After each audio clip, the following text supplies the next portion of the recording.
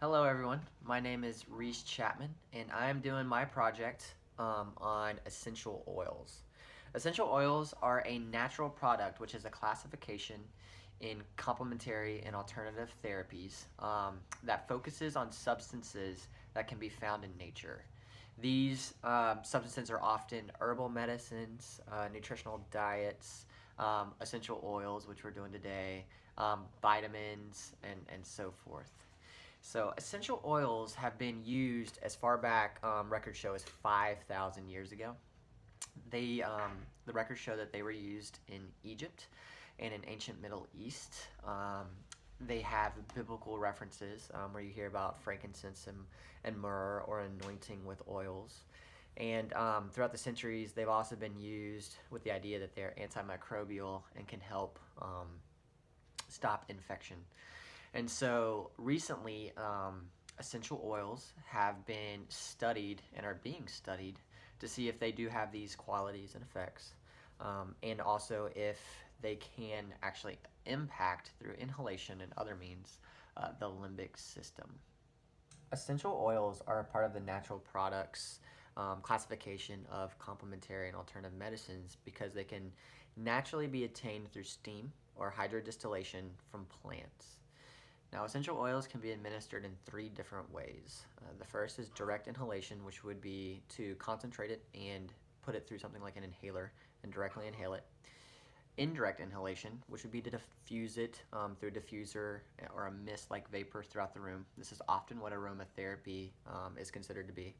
And then the last way is through direct topical administration. Now, direct topical administration, it's often used when you do this with essential oils, it's often used with something like massage. And they don't actually, research has not shown how this affects physiological structures, though it has proven to make the skin more penetrable and enhance other topical medications. Now, recent research is being done on essential oils, in particular that direct and indirect inhalation administration method.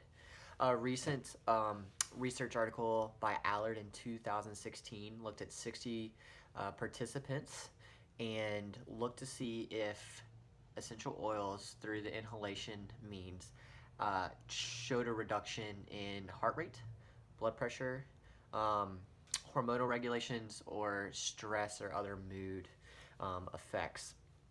And it did show that it seems to reduce the heart rate and the blood pressure and help regulate mood. However, there has been pushback or controversy around the methods of research to get these results. People have pushed back, and other researchers have pushed back to say that you can't really have a blind variable because of the aromas. Other literature reviews have looked at research as well and have seemed to say that the patient's response to the aromas actually have more of an effect than the chemical makeup of the essential oils themselves. Now, the controversy I would like to focus in on today concerning essential oils was recently well stated in an article of The New Yorker written by Rachel Monroe. The title of this article is How Essential Oils Became the Cure for Our Age of Anxiety, and the subtitle, which I find very interesting, is Aromatic Oils Have Become Big Business, but Are They Medicine or Marketing?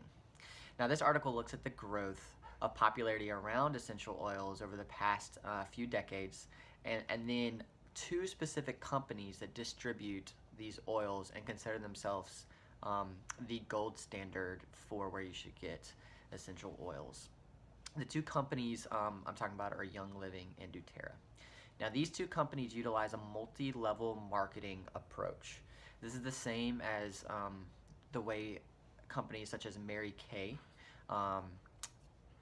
Amway, and other distributing companies work. They lure in consumers with the idea that if they buy their products and then distribute them among their friends, they can become successful at-home businesses and then ultimately work up tiers and become very wealthy.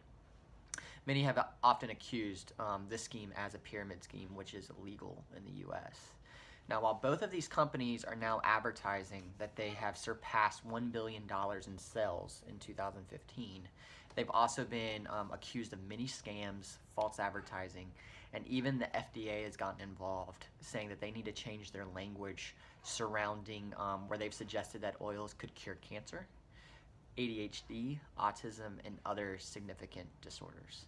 Now, where I find the controversy is incredibly distracting is where the marketing, the advertising, and such is getting in the way of beneficial, peer-reviewed research, where we're finding out if essential oils can actually be of benefit in clinical settings. Now, my personal perspective around essential oils is very much for them. Research has shown that it does have beneficial effects with very low risk in the direct and indirect inhalation administration means. And because of this, I think it could be very beneficial, especially for my patient population that suffers from high blood pressure, heart rate issues, often high stress levels, being just in the hospital, even if they don't have underlying disorders that would cause stress. At the least, the aromas have shown anti-anxiety properties, and beyond that, they could have those more beneficial effects on the limbic system. And so I think they would be a great of great benefit to the progressive care unit, and pretty easy to incorporate.